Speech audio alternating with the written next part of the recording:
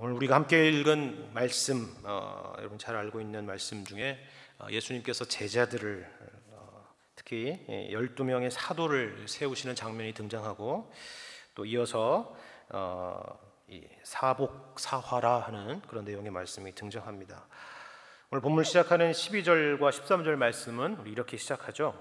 이때 예수께서 기도하시러 산으로 가사 밤이 새도록 하나님께 기도하시고 밝음에 그 제자들을 부르사 그 중에서 12를 택하여 사도라 칭하셨다라고 말씀합니다. 예수님의 제자 중에서 특별히 12를 택해서 사도들을 세웠다 하는 그런 내용의 장면입니다. 우리는 이러한 내용이 사실은 너무 익숙한 내용이어서 특별히 이런 본문들을 우리가 주목해서 보지 못하는 경우가 참 많은 것 같습니다. 그리고 그 뒤에 이어서 3절에 걸쳐서 그 12명이 누구냐 하는 그 명단이 등장하는데, 사실 우리는 성경을 읽으면서 일종의 이름이나 이런 지명과 같은 이 고유명사가 등장하면 일종의 그 고유명사 기피증 같은 거, 그런 거 있습니다. 고유명사 거부증 같은 게 우리 가운데 있어가지고 그냥 사실 쉽게 지나쳐버리기 쉬운 말씀입니다. 그런 본문이죠. 쉽게 말해서 오늘날의 시각에서 우리가 볼 때, 그냥 겉으로 볼 때는 오늘 우리가 읽은 이 예수님께서 사도를 세우신 이 장면은 뭐 별로 특별할 것이 없는 것처럼 보이는 내용처럼 보인다 하는 것입니다. 교회에서 특히 이제 이 소그룹 운동을 강조하는 어떤 분들은 예수님께서 특별히 이 12제자를 부르신 것은 일종의 이 소그룹의 하나의 모델을 제시하는 것이다라고 이야기하는 것도 들었습니다. 그래서 딱 12명 정도가 12명 내외가 소그룹을 하기 가장 적당하다, 뭐 그런 생각을 하는 것이죠. 또 어떤 사람들은 이 12명을 특별히 예수님을 따르는 많은 제자 중에서 택했다는 것은 그 당시에나, 예수님 당시에나 또 앞으로 교회 역사에서 어떤 큰 일을 앞으로 해낼 사람들을 염두에 두고 일종의 선발을 한 것이 아니겠느냐라고 생각하는 사람도 있습니다. 그래서 이 12제자에 대한 이야기들을 어떻게 이렇게 교회 역사의 전승들을 찾고 찾아서 이들이 얼마나 초대교회 역사에 훌륭한 일들을 했는지 하는 것에 대한 이야기들을 찾아 살피면서 감동하시는 그런 분들도 계십니다. 그러나 이 12명이 소그룹을 하기에 적당한 인원인지 아닌지, 그리고 이 12제자에 대한 그런 전승이 사실인지 아닌지에 대한 여부를 떠나서 우리가 이 말씀을 두고 기억해야 될 사실은 이것입니다. 이러한 우리의 생각들은, 방금 말씀드린 그 2가지와 같은 것들은 이 성경에서, 오늘 본문에서 사실 전혀 강조하고 있는 부분이 아니라 하는 사실입니다. 그것은 우리의 생각들을 거꾸로 성경에 반영한 것이지 성경에서 우리에게 말하고자 하는 그런 강조점이 아니라 하는 것입니다. 예를 들어 볼까요? 여기 등장하는 12제자 혹은 12사도 중에서 한 사람 한 사람에 대해서 이 사람은 이런 사람이다 라고 우리가 설명할 만한 그런 인물들이 누가 있습니까? 베드로, 그죠? 베드로에게 우리 자신 있잖아요, 그죠? 또 누가 있나요? 바로 앞장에 마태가 나오니까 마태 정도야?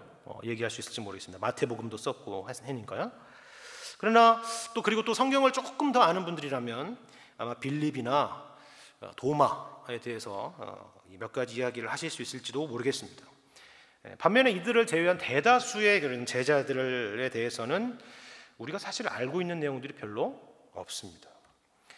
성경에서 그런 제자들에 대한 이야기가, 그런 에피소드들이 별로 많지 않기 때문에 그렇죠.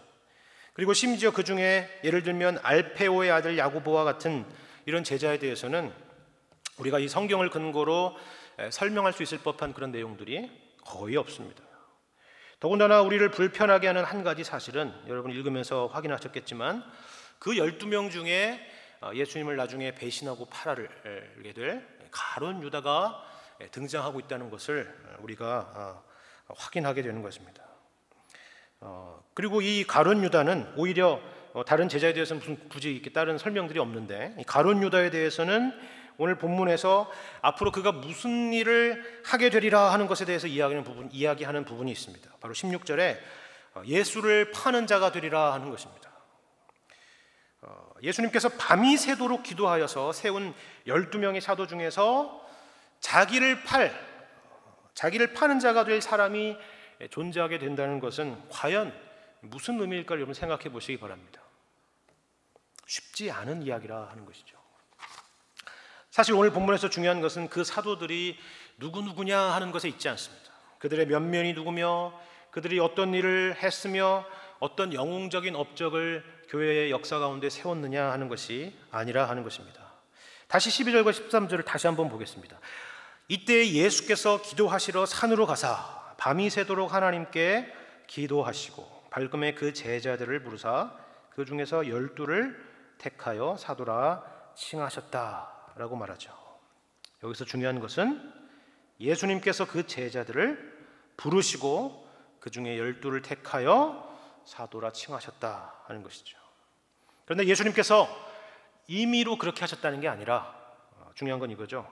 기도하심으로 그들을 세우셨는데 그것도 밤이 새도록 기도하셨다라는 것을 말하고 있는 것입니다. 우리는 밤이 새도록 기도하셨다 하니까 제일 먼저 떠오르는 것은 예수님께서 정말 간절히 열심히 기도하셨다라는 것을 제일 먼저 떠올리죠. 물론 그런 의미가 아니라는 것이 아니지만 여기서 핵심은 예수님이 간절히 기도했다는 그 간절함이 있는 것은 아니죠. 그건 우리식의 종교적인 이해입니다. 그게 핵심이 아니라 그만큼 하나님의 뜻을 구했다는 것입니다. 자기의 뜻을 구하는 것이 아니라 하나님의 뜻을 그만큼 간절히 구했다 하는 것이 핵심입니다. 다시 말해서 예수님께서 이들을 세우신 것은 자신의 뜻으로 하신 것이 아니라 철저히 하나님의 뜻을 따라서 했다라는 것을 우리에게 가르쳐 주시기 위해서 그 말씀을 주시는 것입니다. 그럼 왜 그렇게 하셨을까요?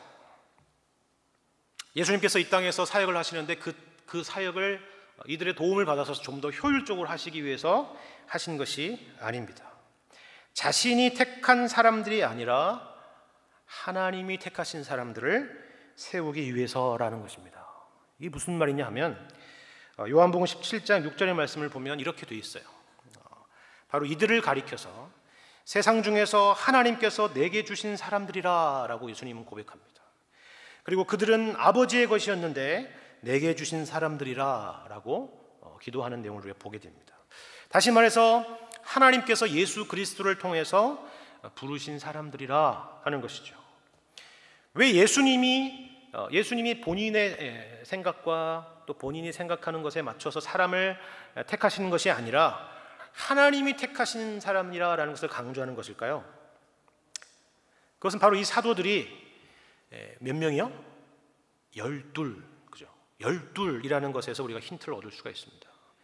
11도 아니고 13도 아니고 12이라는 것입니다. 이건 어떤 의미일까요? 아까 말씀드린 것처럼 무슨 12명이 가장 효율적이다 이런 의미는 아닐 것입니다. 12 하면 이 12명의 이름 하면 여러분 제일 먼저 떠오르는 것이 어떤 내용입니까? 누구입니까? 바로 야곱. 주님께서 이스라엘이라 그 이름을 칭했던 바로 그 12아들을 떠오르게 되죠. 그리고 그것으로 비롯된 구약의 이스라엘 12지파가 우리는 제일 먼저 떠오를 겁니다. 그렇죠. 우리가 8도 하면 한국이 떠오르고 그죠? 50개 주 하면 미국이 떠오르듯이 여기 12 하면 유대인들에게는 이스라엘이 가장 먼저 떠오르는 것입니다. 다시 말해서 지금 예수님께서 무슨 일을 하고 계시느냐 하면 새로운 나라를 세우고 계시는데 그것이 전혀 새로운 나라가 아니라 바로 이것이 이스라엘이다, 바로 이것이 하나님 나라다라고 천명하고 있다는 것입니다. 여러분 이렇게 볼 때 우리는 이 말씀과 선언이 얼마나 당시의 유대인들에게 충격적인 선언이었는지를 짐작해 볼 수가 있을 것입니다. 굉장히 민감하고도 도발적이고도 굉장히 급진적인 선언이었을 것입니다. 더군다나 이것은 예수님께서 독단적으로 세우신 것이 아니라 그 구약의 12지파를 부르시며 세우신 그 동일하신 하나님께서 부르시고 택하여 세우신 것이라고 하니까 아마 유대인들이 받았을 그 충격이라는 것은 아마 이루 말할 수가 없었을 것입니다.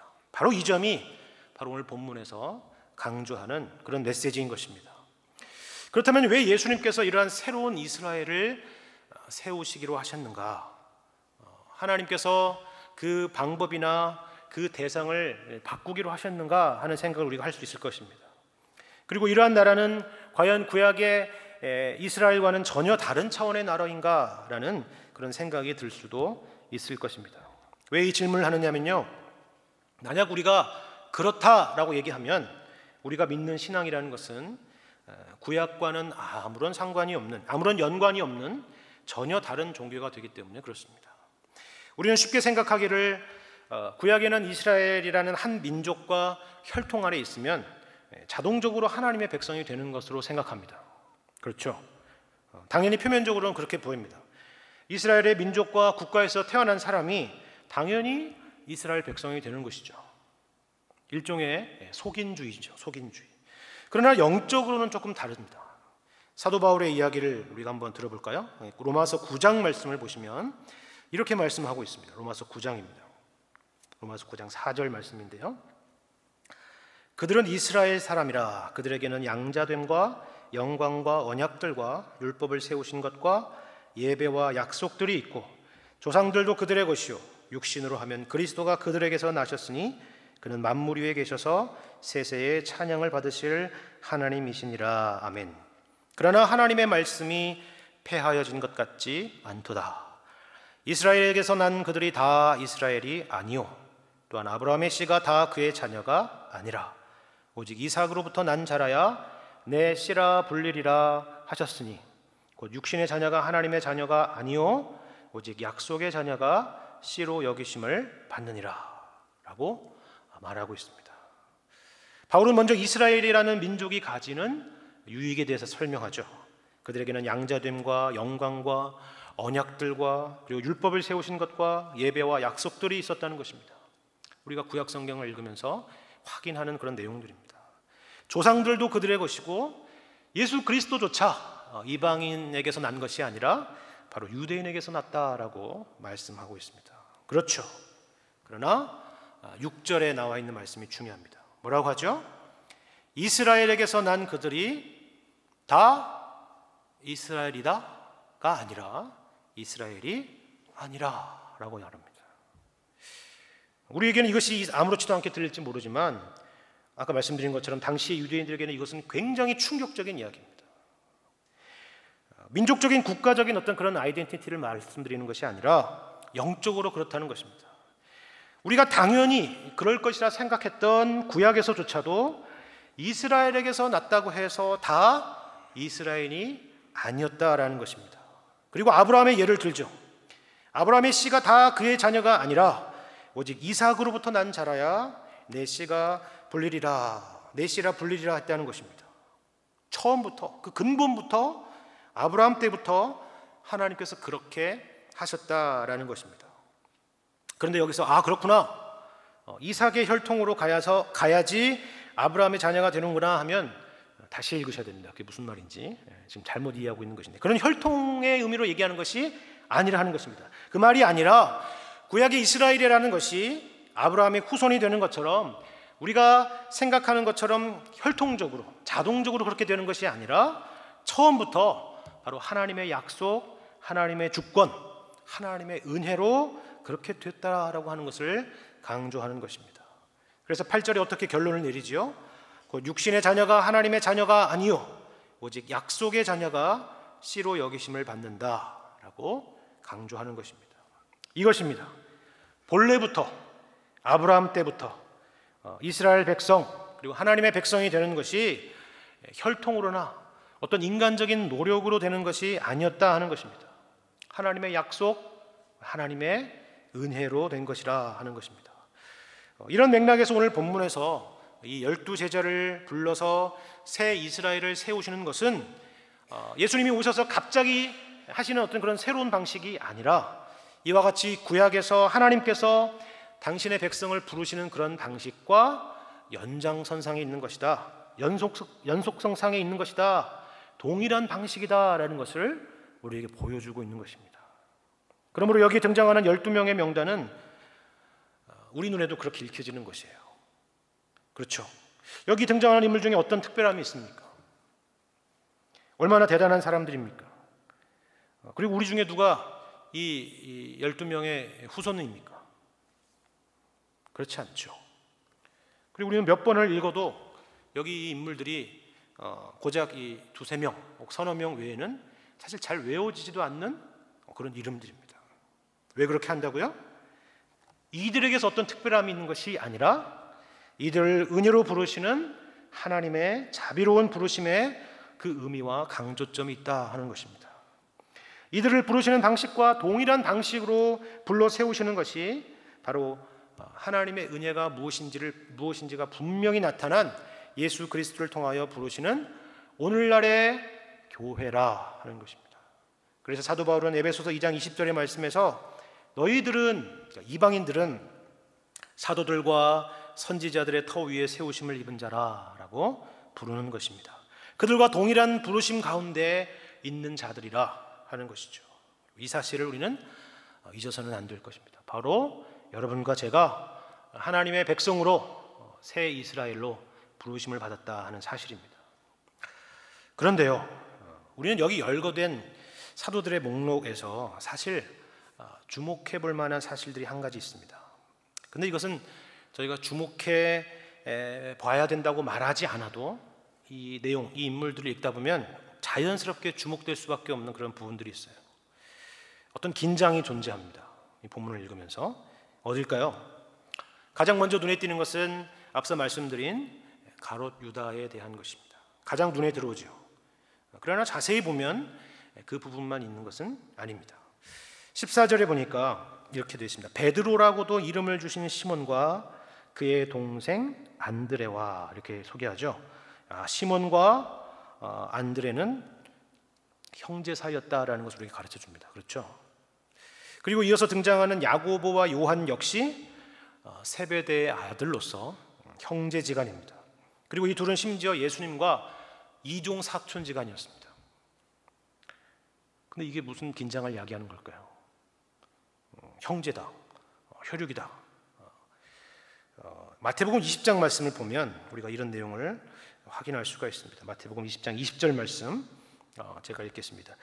그때 세베대의 아들의 어머니가 그 아들들을 데리고 예수께 와서 절하며 무엇을 구하니 예수께서 이르시되 무엇을 원하느냐 이르되 나의 이 두 아들을 주의 나라에서 하나는 주의 우편에 하나는 주의 좌편에 앉게 명하소서. 예수께서 대답하여 이르시되 너희는 너희가 구하는 것을 알지 못하는도다. 내가 마시려는 잔을 너희가 마실 수 있느냐? 그들이 말하되 할 수 있나이다. 이르시되 너희가 과연 내 잔을 마시려니와 내 좌우편에 앉는 것은 내가 주는 것이 아니라 내 아버지께서 누구를 위하여 예비하셨든지 그들이 얻을 것이니라. 열 제자가 듣고 그 두 형제에 대하여 분히 여기거늘 라고 말씀하고 있습니다. 어떤 내용인가요? 세베대의 아들들의 어머니의 치맛바람을 볼 수 있는 대목이죠. 그렇죠. 그리고 지극한 이 두 아들에 대한 사랑을 볼 수 있는 대목입니다. 우리 아들을 예수님이 왕으로 등극하신다면 오른편과 왼편에, 그렇죠? 우의정과 좌의정에 세워달라 하는 청탁인 것입니다. 마가복음에서는 이와 내용이 비슷한데 이들의 어머니가 아니라 야고보와 요한이 직접 예수님께 그 두 자리를 요구한 내용이 등장하기도 합니다. 그런데 이 가족 안에서는 이런 것이 참 아름다운 자식에 대한 사랑이고 이 형제에 대한 사랑인 것 같은데 이것이 다른 열제자들에게는 어떻게 됐다고요? 분노를 야기하게 됐다 하는 것입니다. 왜 그랬을까요? 왜 그랬는지는 제가 설명하지 않아도 너무 쉽게 여러분이 이해할 수 있을 것입니다. 만약 여러분이 열제자라면 그 당시 열제자라면 어떤 감정을 느끼게 되었을까라는 것을 충분히 짐작할 수 있을 것입니다. 이들은 예수님 말씀처럼 하나님 나라에 대해서 크게 오해를 한 것입니다. 또 다른 긴장은 이것입니다. 그 다음 절인데요. 15절에 이 마태라는 인물과 또 시몬이라는 인물이 동시에 등장하고 있습니다. 그렇죠? 마태는 이미 앞서 5장에서 그가 주님을 따르기 이전에 어떤 사람이었는지를 우리가 확인했습니다. 그는 세리였는데 그가 세리로서 단순히 어떤 그런 직업적인 세리였다는 것이 아니라 그 당시에 세리가 갖고 있는 특징이 있다는 것을 우리가 확인했습니다. 그는 로마 정부를 위해서 그리고 헤롯 정부를 위해서 일했던 사람이었다 하는 것입니다. 이게 바로 유대 민족주의자들에게는 얼마나 거부감과 반감을 갖게 했으리라는 것을 우리가 충분히 짐작할 수 있는 내용이죠.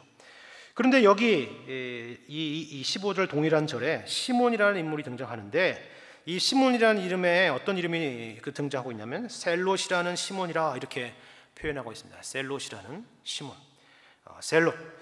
그가 예수님 당시에 그 유대 분파 중에 하나였던 급진적인 독립주의자였던 그런 열심당원, 셀롯 당원이었는지 아니었는지는 우리가 확실하진 않지만, 정확히 알 수는 없지만, 우리가 마가복음에 보면 이 셀롯이라는 시몬이라고 하지 않고 가나나인 시몬이라 이렇게 되어 있는데요. 이 가나나인이라는 것은 열정적인 이라는 뜻을 갖고 있습니다. 그러니까 아주 열정적인 사람이었다.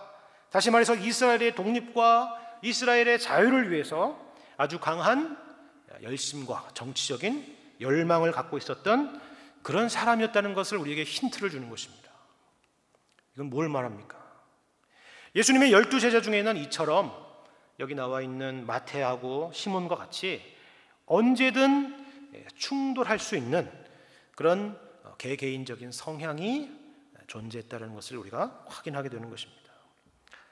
마지막으로 한 가지 볼 수 있는 것은 그 다음 절의 말씀인데요. 당연히 가룟 유다에 대한 설명이죠.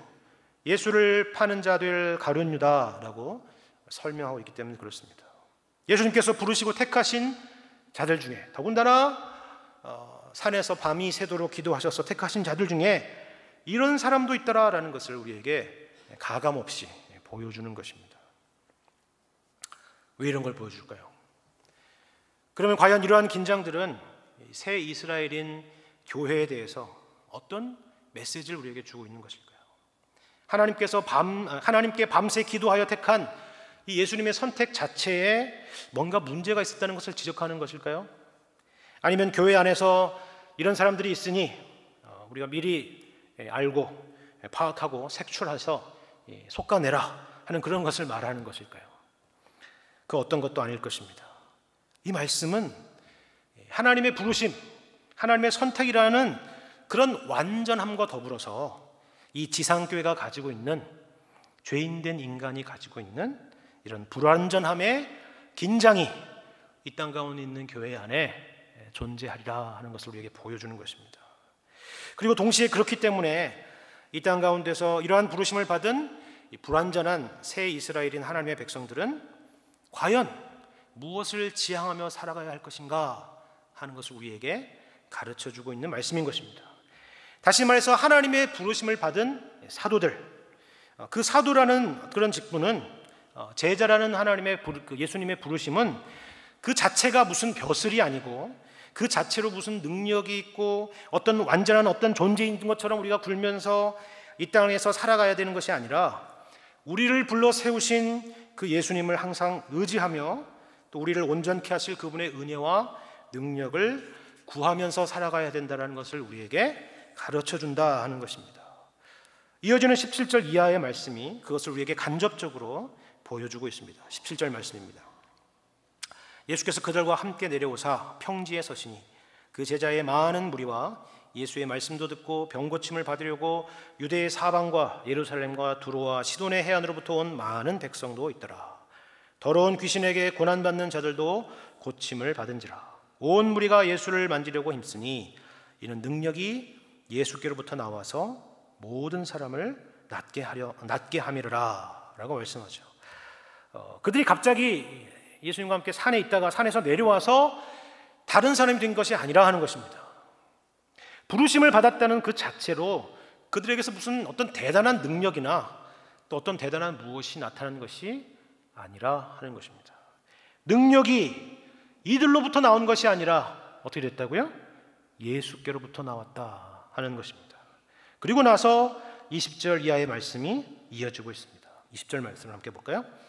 예수께서 눈을 들어 제자들을 보시고 이르시되 너희 가난한 자는 복이 있나니 하나님의 나라가 너희 것이며 지금 줄인 자는 복이 있나니 너희가 배부름을 얻을 것이며 지금 우는 자는 복이 있나니 너희가 웃을 것이며 인자로 말미암아 사람들이 너희를 미워하며 멀리하고 욕하고 너희 이름을 악하다 하여 버릴 때에는 너희에게 복이 있도다. 그날에 기뻐하고 뛰놀라. 하늘에서 너희 상이 큼이라. 그들의 조상들이 선지자들에게 이와 같이 하였느니라 라고 말합니다. 여러분, 이 말씀이 왜 특별히 이들에게, 예수님께서 택하여 부르신 그들에게 하신 말씀이냐 하면은 바로 20절 말씀에서 이 말씀이 누구에게 하신 말씀인지 우리에게 가르쳐주고 있기 때문에 그래요. 뭐죠? 예수께서 눈을 들어 제자들을 보시고 이르셨다 하는 것입니다.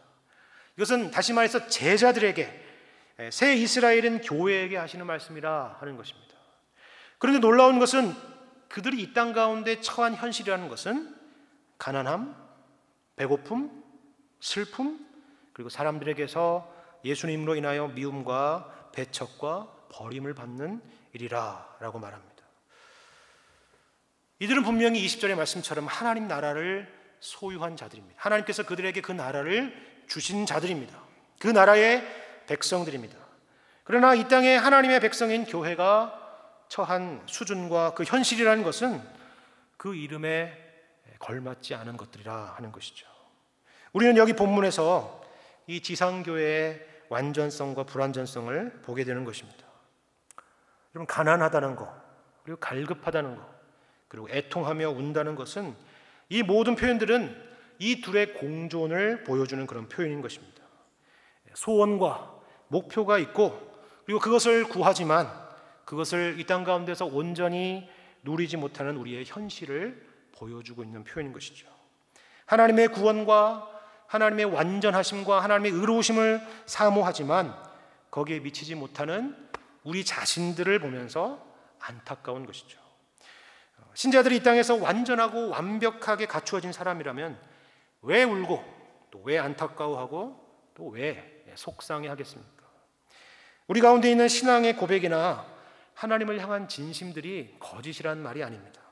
그것은 분명하고 그것은 진실된 것이 맞는데, 우리의 수준이나 현실들은 거기에 영 미치지 못하는 것을 보여주는 것입니다. 여러분, 예수님 제자들 중에 누가 이런 모습을 가장 정확하게 우리에게 보여줬습니까? 바로 베드로입니다.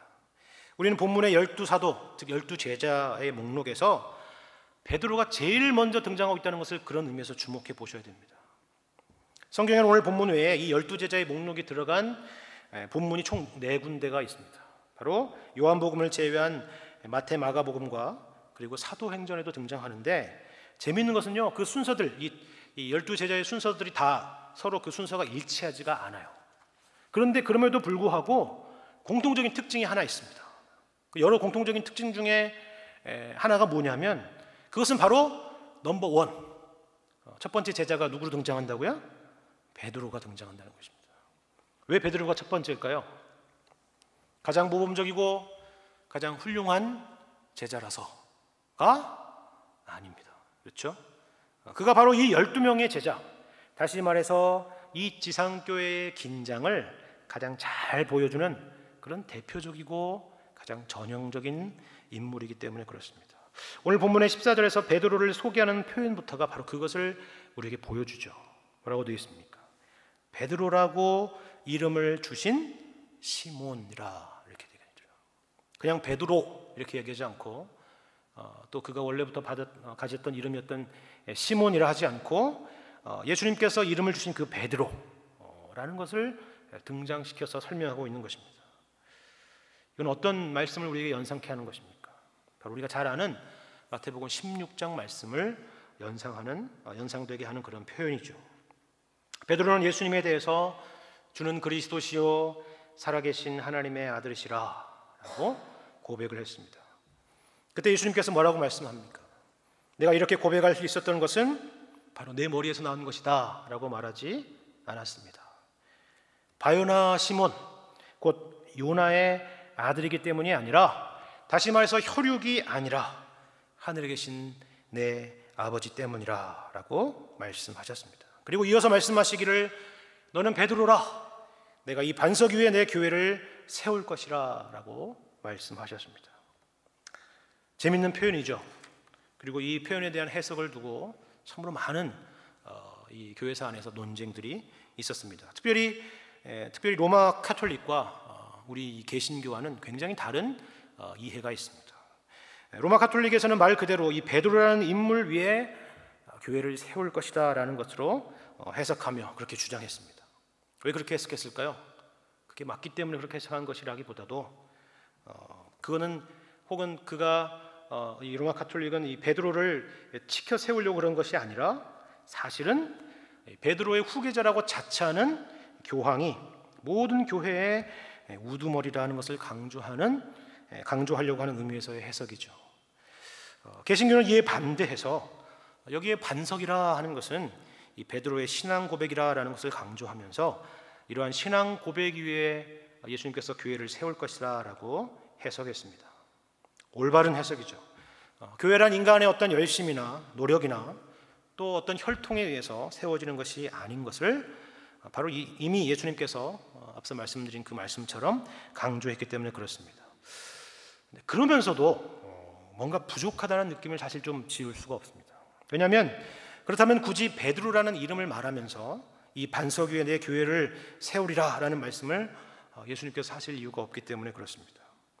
저는 예수님께서 말씀하신 이 표현에 바로 우리가 오늘 본문 말씀에서 확인한 그 지상교회의 하나님의 백성들의 긴장이 그대로 담겨 있다라고 생각합니다. 그것은 베드로로 대표되는 이 지상교회의 불완전과 더불어서 이 연약한 우리를 온전케 하시려는 하나님의 의지를 이 표현 안에서 우리가 동시에 확인하고 또 발견할 수 있기 때문에 그렇습니다. 우리가 알다시피 베드로는 이 신앙 고백 이후에 한참 지나서가 아니라 얼마 되지도 않아서 예수님의 책망을 호되게 받는 것을 우리가 잘 알고 있습니다. 그러나 책망을 한다는 것은 예수님께서 그를 버리시겠다는 것이 아니라 고쳐서 세우시겠다는 의지를 보여주는 것이죠. 베드로는 다른 신앙 고백이 있었지만 우리가 알다시피 그 고백대로 살만한 그런 실력이 없었다는 것을 보여줍니다. 그리고 우리가 알다시피 베드로의 생애는 늘 이 사이에서, 이 가운데에서 살고 있었다는 것을 우리가 말씀을 통해서 확인하는 것입니다. 예수님의 첫 번째 명단에 등장하는 제자이지만 그 첫 번째에 걸맞지 않은 모습들이 그의 생애 내내 있었다 하는 것을 보여주는 것입니다.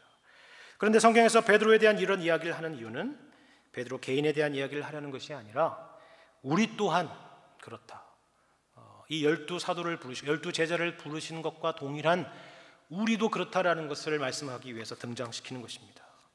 예수님에 대한 진실한 신앙 고백과 그리고 거기에 미치지 못하는 우리의 형편없고 보잘것없는 수준 사이에 이 땅을 살아가는 모든 신자들이 놓여 있다라는 것을 우리에게 가르쳐주는 것입니다.